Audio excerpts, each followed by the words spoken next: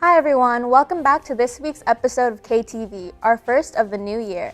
This week we will give a preview of the mentoring program and some simple ways to organize for midterms.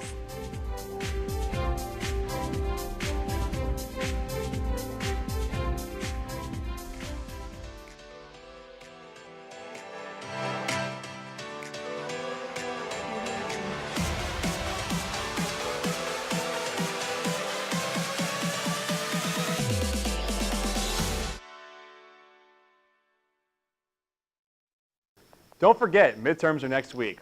Monday starts with A1 and A2, Tuesday B1 and B2, Wednesday A3 and 4, and finally Thursday B3 and B4. Friday will be a makeup day. Now Alyssa and Jason will show us some easy tips to organize your stuff for midterms.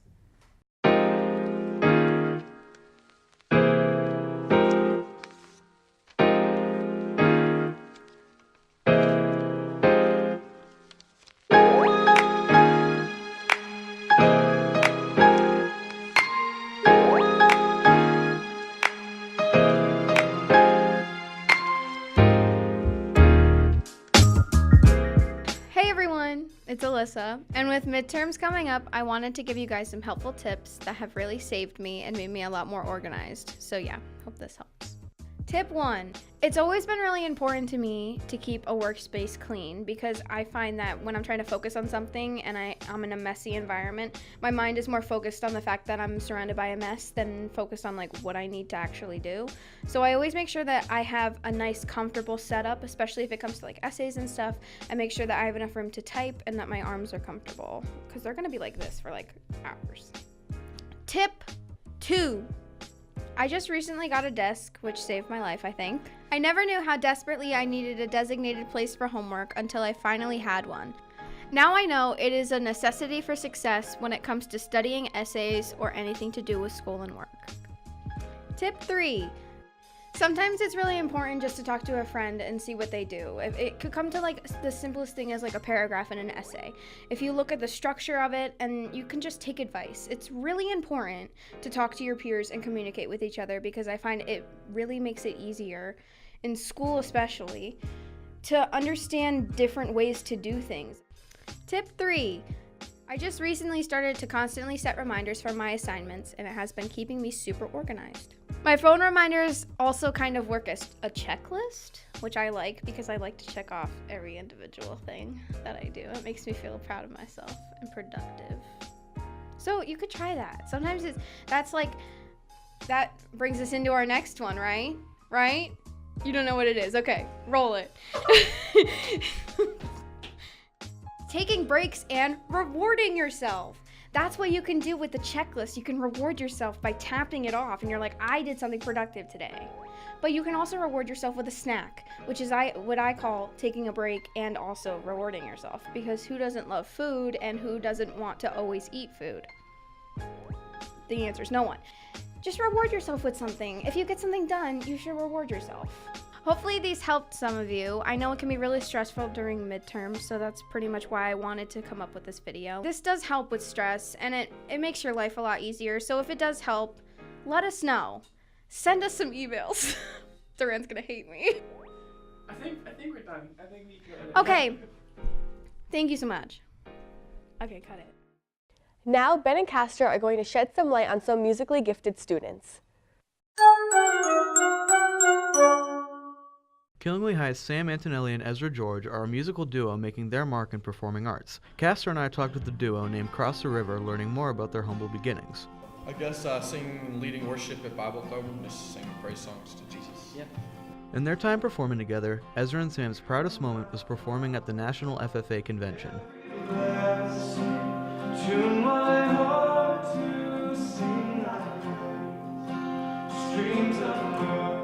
Went down to FFA National Convention last year. Indianapolis. We were able to sing and play in front of over 60,000 people, which was a really incredible experience. Awesome.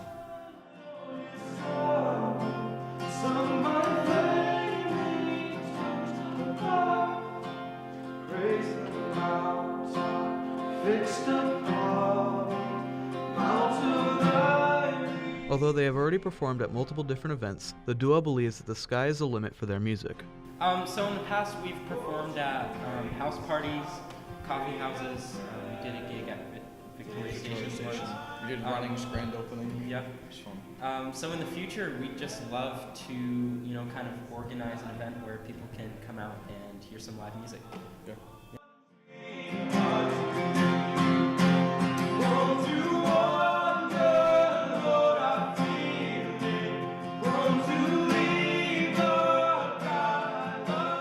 Killingly High School is host to many talented students. We wish Ezra and Sam the best of luck in their musical endeavors. For KTV, I'm Ben Gudrow. Quinn and Brad get close with Isaiah Harriet about his college signing. Let's get a closer look. But the thing is, they're not though. Isaiah Harriet for Killingly.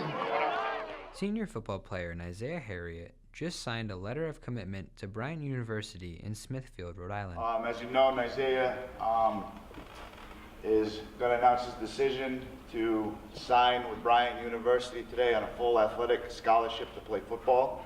Isaiah was asked about who his biggest impacts on his high school career were. I'd say my mom, because she was always there to encourage me to keep going on throughout every practice that I thought I was going to be done, and Coach Neal, because he took the time to teach me everything from scratch, and it wasn't easy, but he stuck by me, and I really appreciate that. We asked Isaiah what he felt when the team had their 13-0 season last year. It was inspiring because it's not something that many teams can do. It's not something that happens very often. So when we were, not only did we do that, we were the only team last year to do that. So we felt proud of ourselves. We felt like we were untouchable.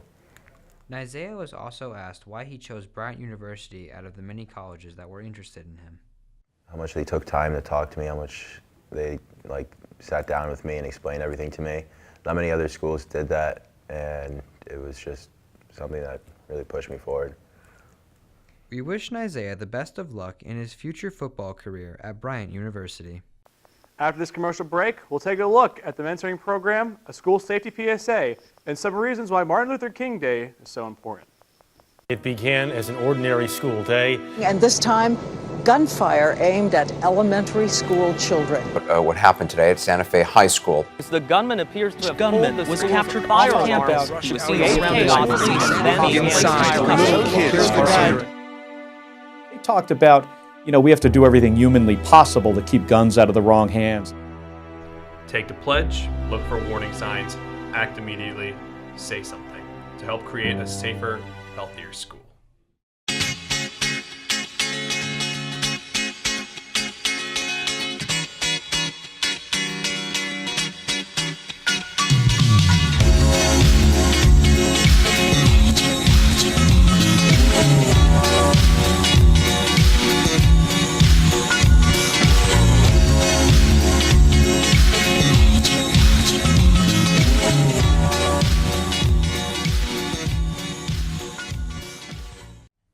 Emma and Prachi are now going to give us a glimpse at the mentoring program.